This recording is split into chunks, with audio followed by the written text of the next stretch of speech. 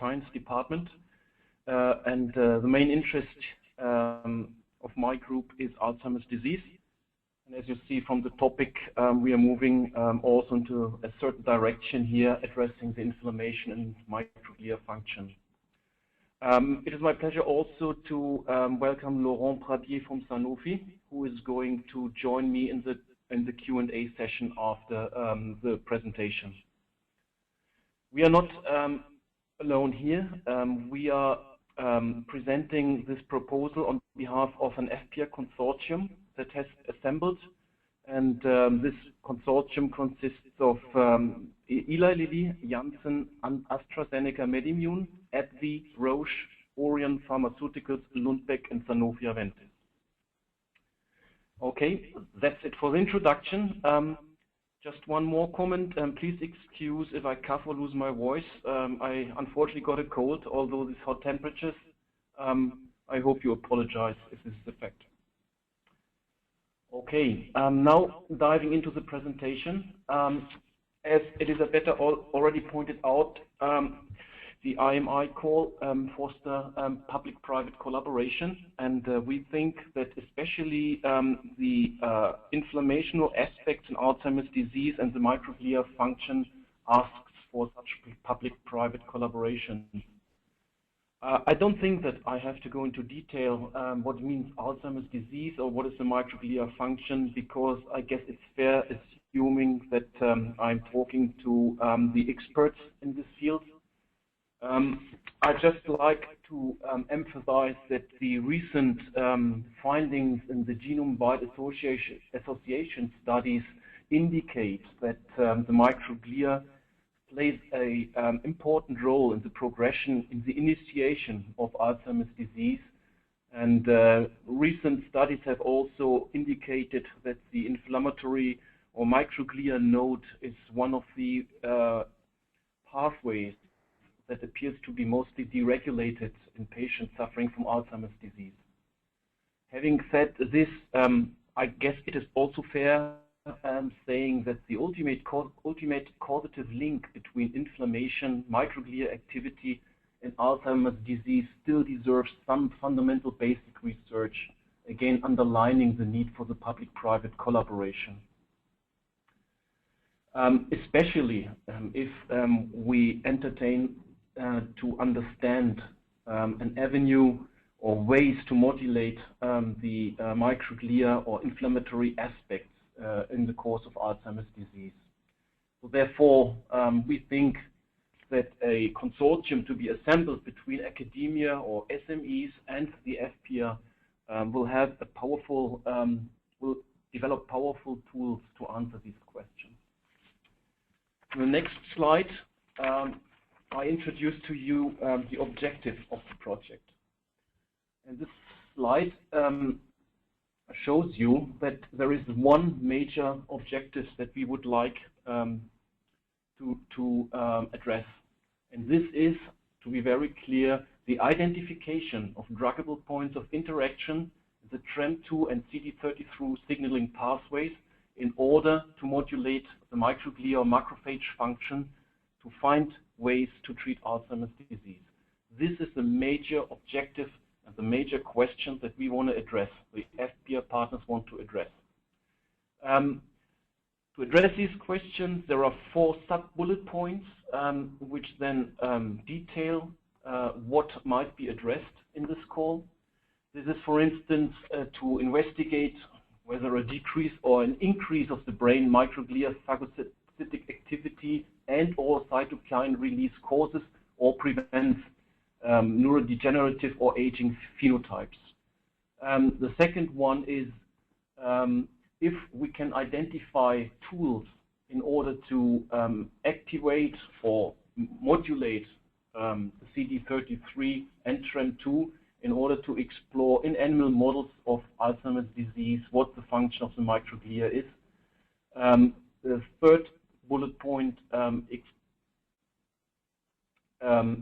is focusing on a drug and antibody screening project in order to develop tools to answer these questions. And finally, we would like to explore differences described between rodent and human immune systems in order to translate our findings also towards the clinics. On the next slide, we would like to point out that the collaboration or the consortium is of a pre-competitive nature. So all the tools and the results that will be made in this consortium will be made available to the public. The tools will be shared, and we will therefore disseminate all the findings within the consortium and also to the scientific community. This is entirely the goal of these IMI public-private partnerships. We will schedule regular meetings and workshops to discuss the results and the progress with the partners. And we also aim to interact with already existing consortia inside and outside Europe that are addressing similar questions related to the microglia function and Alzheimer's disease. And there are quite some out. The expected impact on the research and development process is basically clear with what I have said. We would like to accelerate research and the knowledge that helps understanding the progression and the development of AD by deploying synergisms across the consortium partners and by freely sharing the pre-competitive tools within the consortium partners and also within the scientific community.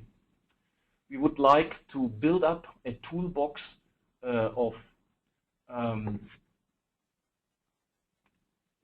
tools that help facilitate exploring the role of the microglia in the innate immune response with relation to Alzheimer's disease. We would like to validate the functional roles of CD33 and TREM2 as targets for therapeutic intervention. And this means also that we would like to understand the pathways that might be employed to treat Alzheimer's disease. And finally, we will also like to establish translational tools to support or to prepare for future clinical studies, which relates to what I said before, that we would like to understand potential differences or describe differences between rodent and human microglia function. Okay, coming now to the suggested architecture of the project. That's what we would like to see in place within the applications that we expect. The consortium will be containing 5 work packages.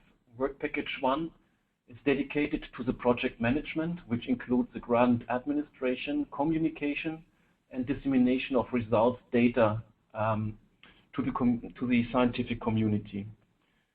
Would like to point out that the FPR partners think this is a quite important and often underestimated work package, and we suggest to the applicants to also consider a professional partner to be included in the applying consortium that helps with this work package. This will include, for instance, the organization of meetings, flyers, and the dissemination to the outside.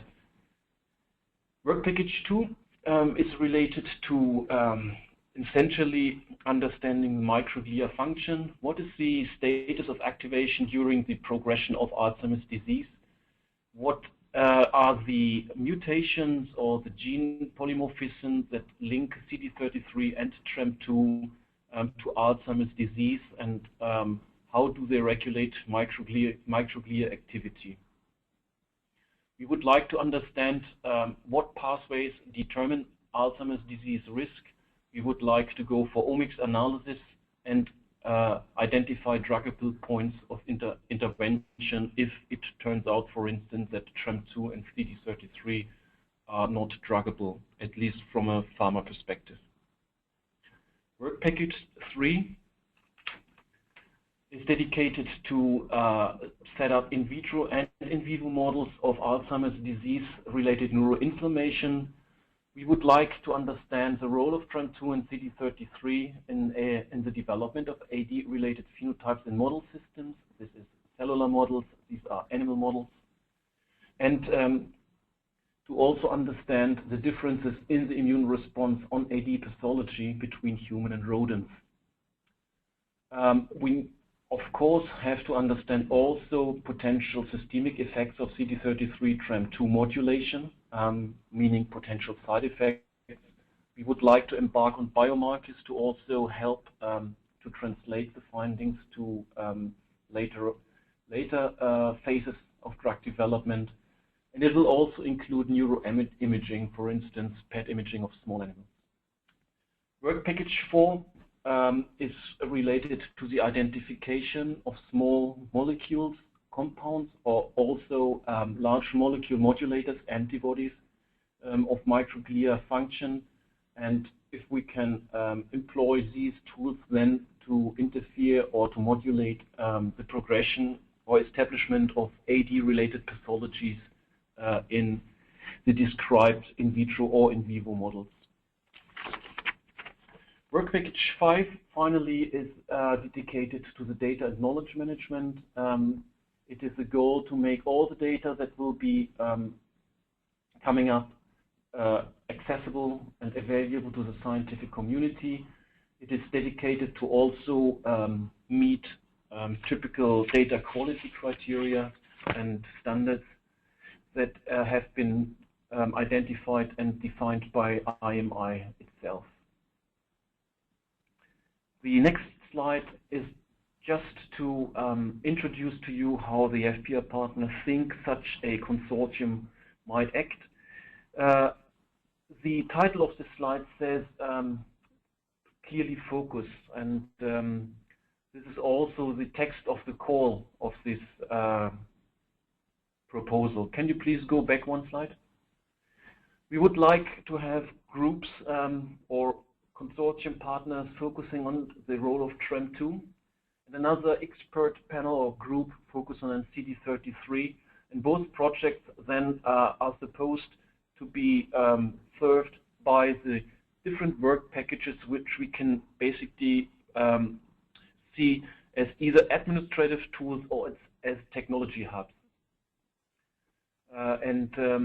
It will then be the task of the work package 1 lead that all the results and the tools that are being developed will be disseminated to the different or to the expert groups working and focus on TREM2 and CD33.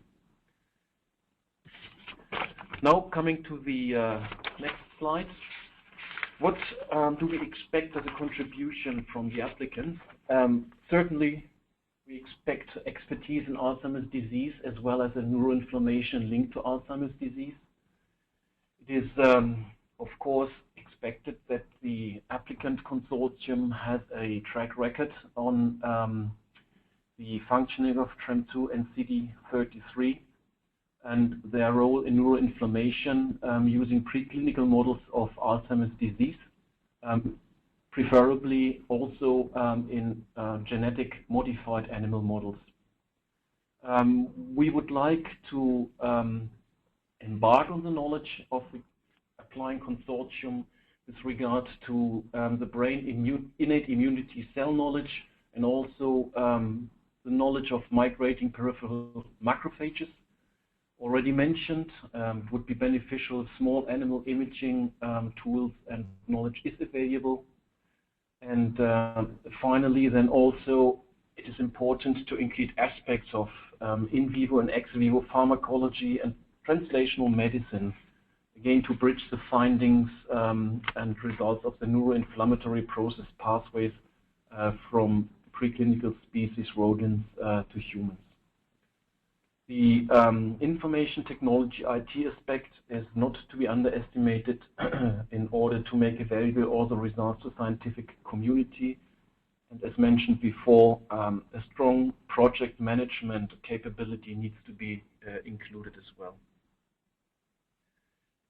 What you can expect as an in-kind contribution by the FPR members is depicted here. Of course, there will be a managerial role that the FPR members will take over.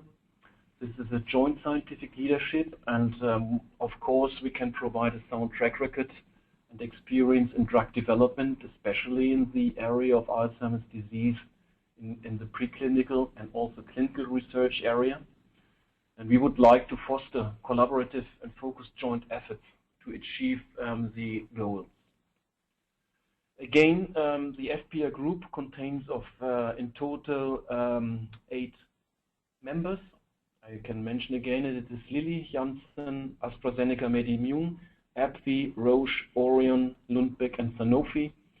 And the indicative FPR in-kind contribution is currently amounting to 8.8 million euro.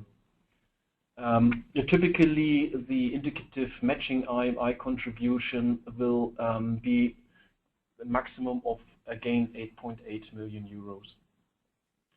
There will be quite some tools that are already existing at the FPR partners and relating to Alzheimer's disease technology and also TREM2 CD33 tools. We have quite a comprehensive set of transgenic animals in the TREM2 CD33 area, for rodent animal models displaying tauopathy or amyloid pathology. We can contribute bioinformatics, high content imaging tools. We certainly are well equipped to perform drug screening in cellular assays. There is knowledge and tools available in the iPSCs, in the iPSC field. We have compound collections, of course, and a substantial knowledge in the ADME-PK if it comes to screening and downstream activities. There will be a human antibody library available, and as well we have PET imaging and assays that will be made available to the consortium.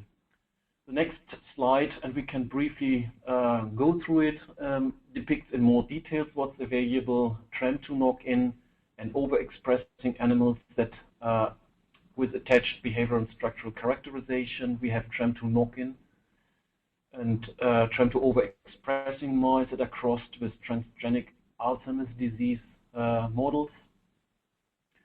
We have also TREM2 knockout animals. Again, as I mentioned, animal models of tauopathy and animal models that display amyloid pathology. We have bioinformatics support and also RNA-seq capabilities to analyze the tools and the animals. Next slide depicts tools for in vitro supporting activities. These are phagocytosis assays, knockdown tools for CD33 using antisense oligos, high content imaging. We have compound collection attached to medicinal chemistry expertise. There is some knowledge and tools in the small animal PET imaging field attached to tool compounds that allow PET imaging. We have CSF assays to measure TREM2. We have antibodies that we can, or we have two capabilities to develop antibodies not only against TREM2. And we will have a comprehensive panel of human iPSCs that harbor the GWAS gene variants for both CD33 and TREM2. So, what does it mean? What can you expect from a collaboration? You will have access to all these tools that come from different FPR companies and that are all related to neuroinflammation and AD that will help you progressing the project.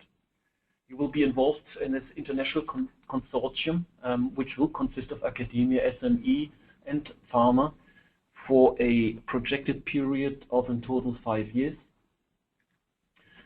We together, or I hope we will identify and validate the brain innate immunity pathways that play a progression in Alzheimer's disease. And you can also expect to support in collaboration with the FPR companies to develop small and large molecules that will address the microglia function in Alzheimer's disease. And we will, again, as mentioned, be happy to share all the pre-competitive research and development tools with you and the scientific community. The key deliverables of the full project is twofold. It is knowledge. We would like to answer the question if the activity of the microglial system is causative or a response to the progression of AD-related phenotypes. So should we address or should we interfere with the microglia function at an early or late stage of its activation, for instance? And we would like to identify druggable points of interaction within the CD33 and TREM2. And I would like to emphasize again that this is the main objective of the call from the FPS point of view. The other important key deliverable are tools. These are suitable reagent technology as well as in vivo model to study CD33 and TREM2 function and pathways in the context of Alzheimer's disease or neurodegeneration in general. And we would like also to develop missing tools in order to study these pathways in vitro or in vivo. Having said this, I'm happy now to, together with Elisabetta, Alessandra, and also Laurent, to take questions. Thank you very much, Andreas, for the presentation. Now it's time for questions and answers as you announced. So just to briefly remind everyone how to ask questions, you can ask a question in writing by using the question panel of the GoToWebinar tool. Type in the text for your question and click send. We'll read the questions aloud for you, and then Elisabetta or the presenters will get back to you. Otherwise, you can also ask a question over the phone in person. In order to do so, please use the yellow hand button. We will unmute you when it is your turn, and then you can interact directly with us. So also, I would like to remind you that together with Andreas, we also have Laurent Pradier from Sanofi that together with Andrea represents the FPA consortium behind this topic. We already have a question by Emilia, who is asking if there is a possibility to enter an already formed consortium, and if yes, how? Elisabetta? For that, you should really, the point is that we don't have direct information on consortia that are in the forming. That's why it's so important that you network, first of all, with the people that are in this webinar, because clearly they are the interested parties, so they might well be interested in and been already preparing a consortium, as well as use the IMI partnering tool. And again, especially also, please talk to your national contact points and ask please to them to also contact the other national contact points from the other European countries so that they can inform you and that you can have opportunity to be put in touch with relevant partners in these countries. Thank you, Elisabetta. We then have a question by Laurent Guy, who is asking if we can confirm that the consortium must be composed. Sorry, just a moment, we have a problem with the slide. Okay, sorry about that. If the consortium must be composed of 3 partners, at least from the stage 1 submission. We can confirm this. Basically, a consortium that applies for an IMI topic has to be formed by at least 3 partners coming from at least 3 different countries, European countries or associated countries. And Laurent, actually, this brings us to answer also other questions that you have sent us by emails. And it's actually of interest to everyone to address this question. So, Elisabetta, maybe yes, would you like to summarize? I will summarize in the question. One is about again, participation of partner, in this case academic, but could be also SMEs or other partners, also patient organization in case, that are not part of the EU or the other associated country to Horizon 2020. And the point is that everybody is welcome as a participant in an IMI consortium. Unfortunately, we have instead a limitation for what concerns the funding. In fact, only participants having activities in countries that are EU countries and associated countries to Horizon 2020 are eligible for funding. You can find a link to the full list of these countries in the text of the call. Then the second question is, what is the expected budget for each project and the percentage of financial support? For what concern the budget for the project, as I explained at the beginning of the webinar, there will be only one proposal that will be selected to be then invited to prepare a full proposal together with the FPA consortium. And indeed, the budget that is proposed for this topic is being also considered an adequate budget necessary for the fulfillment of the objective to be delivered by the project, meaning that is expected that all budget will be allocated to this project. So when you prepare your proposal, you should consider activity that can use up to this complete budget. Clearly, if you can do it with less funding, then you are welcome to do that, if that can be credible. But all the budget will be allocated to the first that is requested, will be provided to the first winning consortium, and of course up to the limit available. And what concern the rules for funding, they are the same as for the other action of Horizon 2020. That means 100% funding plus 25% of indirect cost. For what concerns the expected allocation of budget between academic and SMEs, this is really up to the consortium to prepare and compose their team, considering the best possible composition for addressing successfully all the objectives and the key deliverables. Thank you, Elisabetta. Laurent actually sent us also another question asking if also non-EU academic participants can be part of this program. And on the same note, Paula Panina was asking if the consortium can have a US partner. As I say, again, you can have partners from everywhere, for any possible country in the world. The problem is that for our rules, we can only fund participants which are in the countries that are eligible for funding, that are the European country and associating country. Nevertheless, it is possible that you could receive funding for a participant that is not from these eligible countries if you can really scientifically justify their participation and the expert evaluator agree with your proposal, meaning that this is not sure.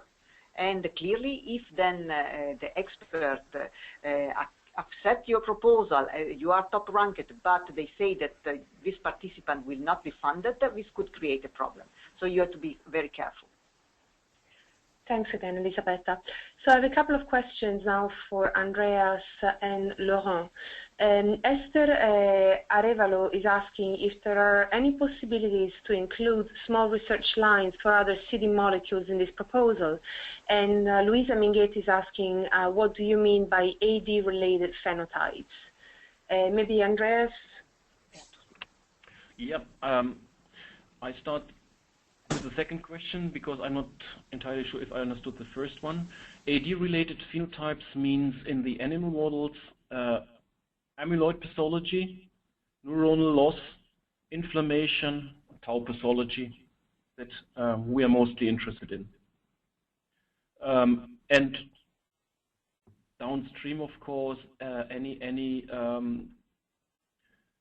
meaningful parameters relating to neuronal connectivity that are affected by these pathologies. Can you please repeat the first question? Yes, Andrea, sorry, I put together too many things. So the first one said, is there any possibility to include small research lines for other CD molecules in the proposal? I'm not entirely sure if I understand what CD lines means. Maybe what I can suggest, Esther, if that's okay with you, we can unmute you so that hopefully you can have this discussion with Andreas. Just a second. So Esther, you should be unmuted, and can you hear us?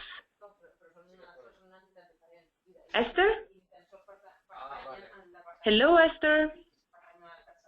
No, I'm afraid this is not working. Sorry about that. I would think that probably means other CD receptor. CD receptor. Okay. This, I would interpret like that. Okay, then let's assume this is the correct interpretation. So the FPR or this call proposal that the FPR partners worked out tried to really focus on CD33 and TREM2 because with the link to the GWAS data. We are certainly open also to have additional proposals coming in, but these will be matched then against proposals that are addressing TREM2 and CD33. And I mentioned a couple of times in my presentation that we really would like to focus on exactly these two receptors and the downstream pathways, because I guess the budget that's available would not allow to diversify too much to meet the objectives as set out in the presentation. Thank you, Andreas. Now we can take another question for you. It's from Cristiano Dasher-Nadel. She's asking, when presenting the structure of the project, you were referring to two projects, one focusing on TREM2 and another one on CD33. Could you clarify what you mean by this? Will you merge two proposals, or are you referring to two projects within one proposal? We are looking for one proposal with two strong, with a bias towards TREM2, or not with a bias towards TREM2, but having TREM2, a strong TREM2 group and a strong CD33 group joining the consortium. So it is one proposal, one application addressing both pathways. Thank you, Andreas. Now a couple of questions on the IMI rules. I guess it's for Elisabetta. So Paola Panina is asking, what is the number of participants for each country? We don't have any maximum number of participants. So as I say, for eligibility, there is only the rule that you need to be at least 3 participants from 3 different countries, as I already said before. So there is not a maximum number of participants for each country.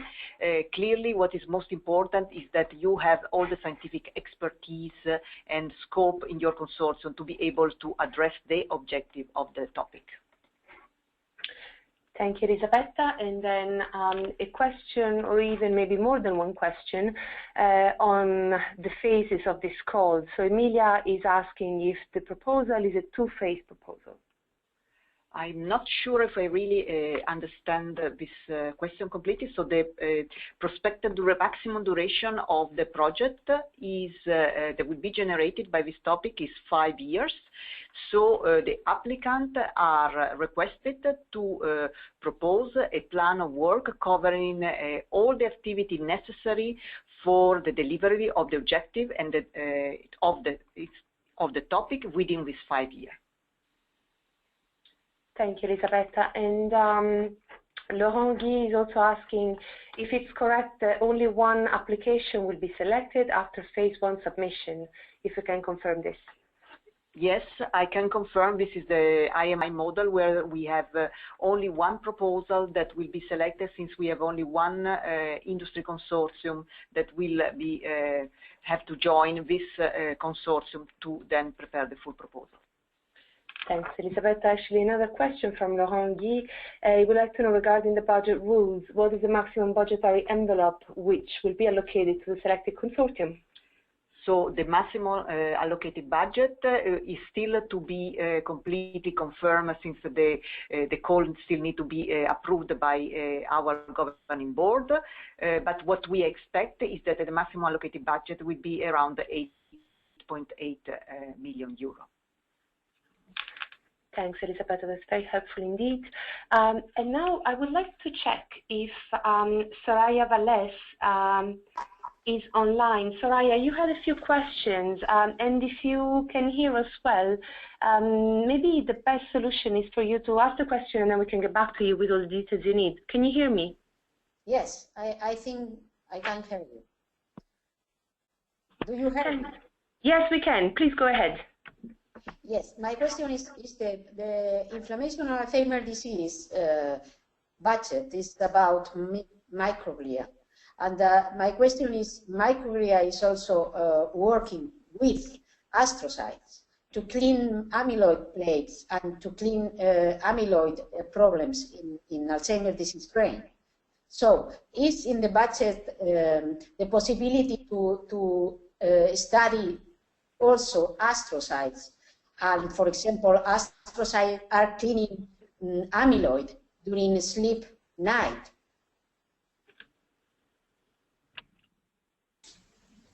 So, Andreas, can you answer? Yeah, I was just starting to answer.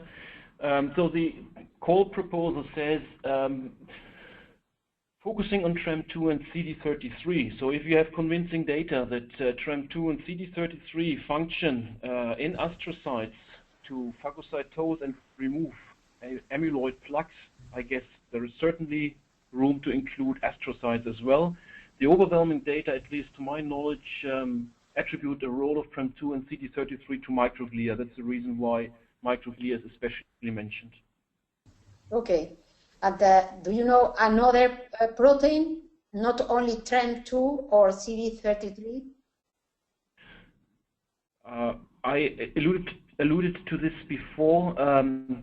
The FPR group thinks that the budget that will be allocated to the winning consortium would not allow a too broad diversification of the targets to be addressed. So we would prefer to stay focused on TREM2 and CD33. Okay. Which does not mean that if the proposal or the application is convincing that it can't be selected, but it will be matched against proposals which indeed have TREM2 and CD33 in the focus. I had a double transgenic APP preselling 1. Do you think it's good if I can go inside the group? I'm not the one who decides which consortium will be. Yeah, maybe I can suggest that.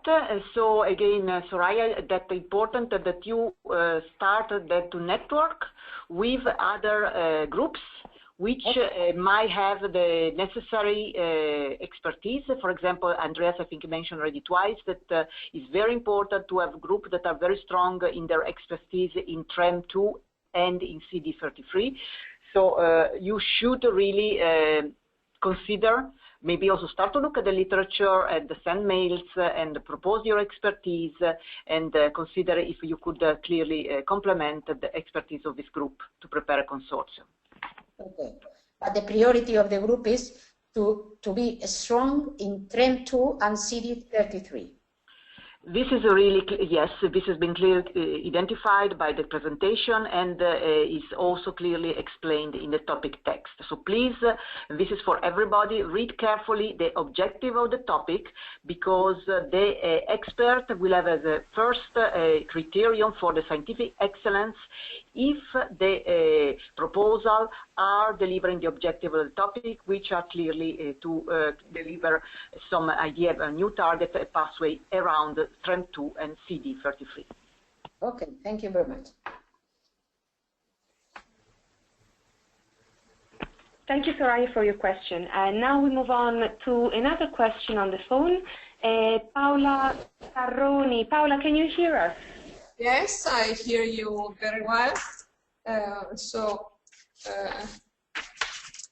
Thank you for the possibility to ask a question. This question is for Andreas.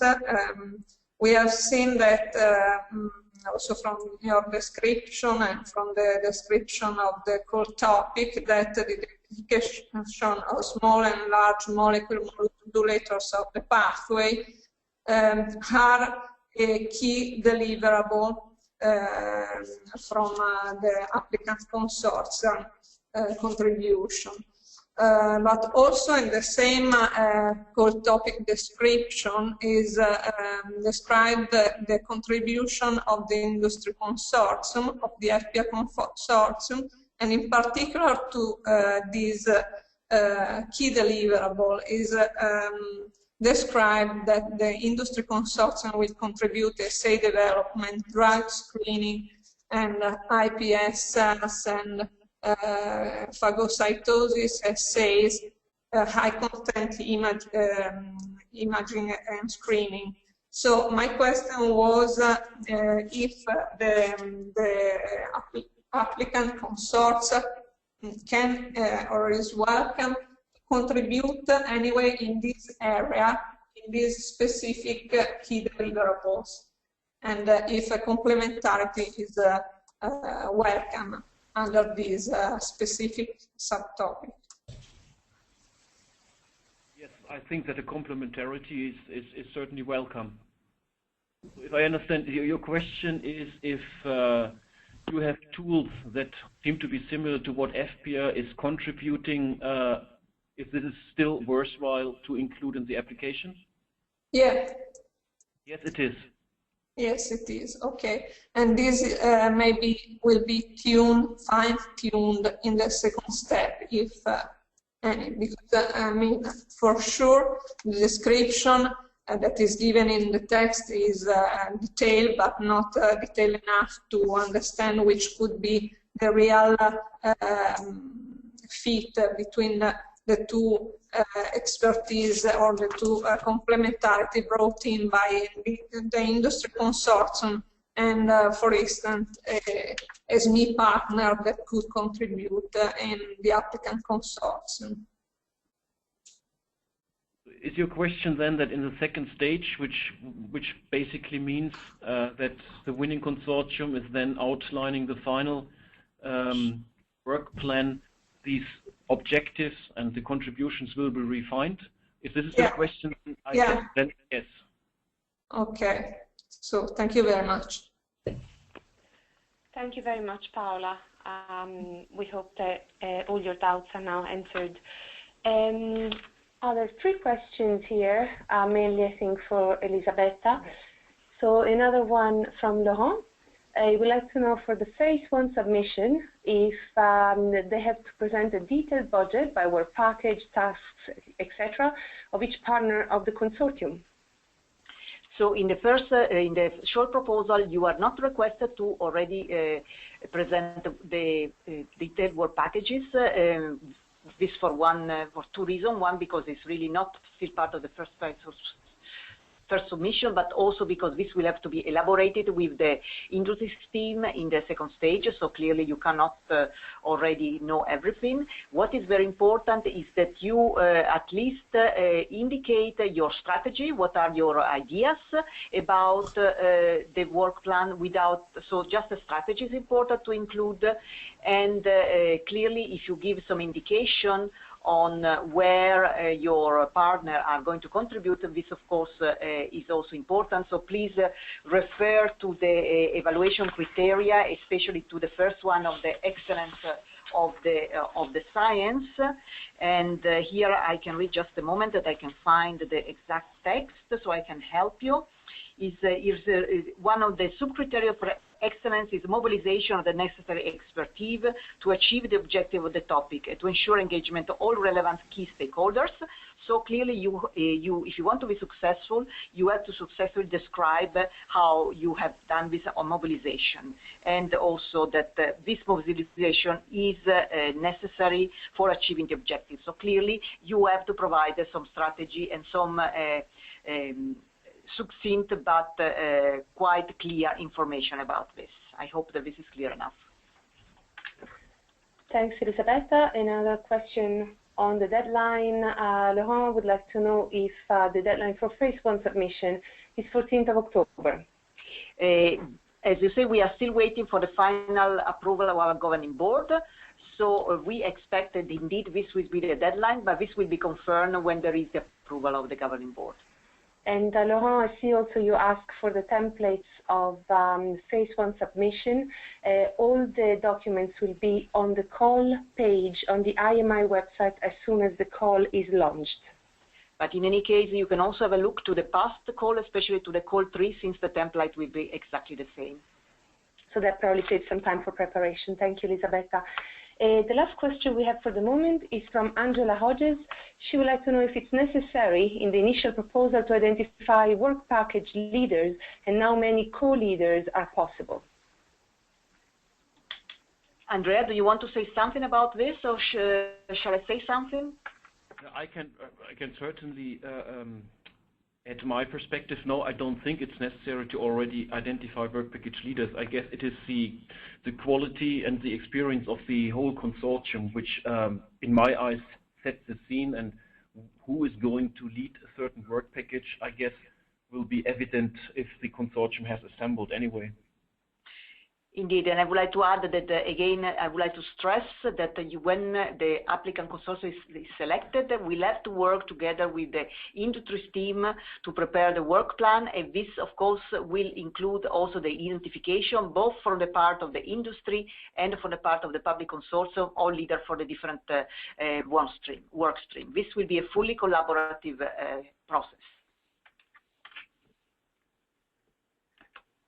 Thank you both. So I see no other questions coming in. Maybe if any other participant has questions, I would like to encourage you to send them in the next minute or so, otherwise we may come to the end of the webinar. And just a few details that may be of interest for all. So on the 9th of July, we will hold a webinar on IMI2 rules and procedures. This may be interesting for all of you who don't yet know very well the rules for applying for IMI funding. So we will be with the IMI legal manager, and she will be able to answer all specific questions you may have about rules for participation. Then, as we mentioned before, expect the presentation of today to be published in the IMI website. We will circulate a list of participants and the link also to this presentation. Do not forget to check out the partner search tool offered by IMI from the IMI website. And if you have any other questions, please do contact IMI by using Elisabetta's email address or infodesk@imi.europa.eu. Please refrain from contacting the FPR partners, as this may infringe our rules for guaranteeing transparency and equal treatment for all. I am just checking if there are any other questions coming in. Just a couple of ones, maybe one is from Soraya, who would like to know how many groups can be in the consortium in total, public and companies. Well, for what concerns the companies, Andreas already explained that currently there are 8 companies, but for what concerns the stage 1 application, the number of participants is left really to the consortium to decide, and we have a minimum number of 3 participants in 3 different European countries that are eligible for funding. Thank you, Elisabetta, for this clarification, and I will respond to Paola Tarroni, who's asking when the participant list will be available. Paola, that will be sent in about, I think, 24 or 48 hours to all participants. So unless anyone else has other questions, I would say that this could be all for today. Andreas or Laurent, would you like to add anything, or is there any other message that you want to send to the potential applicants? I would like just to thank all participants, and I'm looking forward on behalf of the FPR group to receiving high quality proposals for consideration. Thanks all. Okay, good afternoon and bye-bye to everybody from the IMI office. Thank you, Andreas. Thank you, Laurent. And thank you to all the participants and Elisabetta as well for helping us today. And best of luck for your applications. Goodbye.